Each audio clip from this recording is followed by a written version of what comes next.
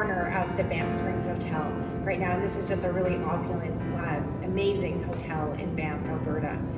And it was built in the 1800s by the train stations, by the train companies, because they would build these destinations so that their rich tourists from the east would come on the train and would travel out here and have a big vacation destination.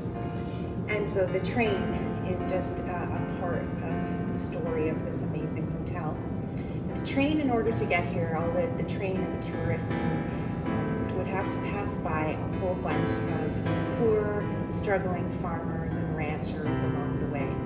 And so on the prairies, they would pass by, the train would pass by, and so all the rich tourists would be heading here, and they would pass the poor, struggling farmers.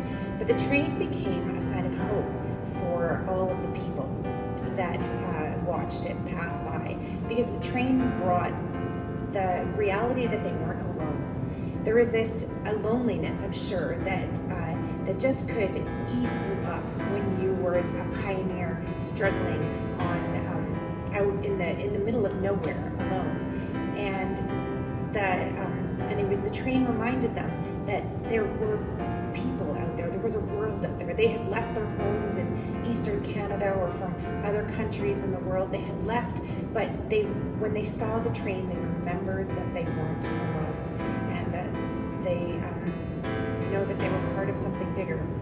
We know that prophets in the Old Testament had a similar function for the people of Israel. When the people of Israel were in their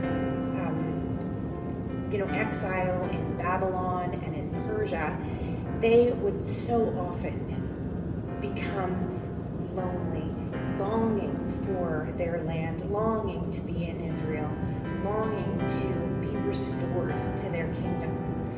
And the prophets, God would rise them up to give the people hope that there was a future, hope that there was a plan, that they were part of something bigger, that they were part of a bigger story. And the prophets would speak of hope, and they would speak of restoration, and they would speak of a future king that would come and bring them home. And they would speak of a Messiah that would come and restore them into relationship with God and with the world. So today, as we celebrate Advent, we celebrate the hope that we have in Jesus. The hope, because He is that King. He is the King that the prophets foretold. He is the one that brings restoration. He is the one that brings people back into relationship with God, the one that establishes us back in our homes and in our relationship with God where we're supposed to be. Maybe today you feel like there is not hope in your life, that you struggle to find hope in your relationship with God. Today I encourage you to look to the prophets, read what Micah and Isaiah and Jeremiah had to say about Jesus.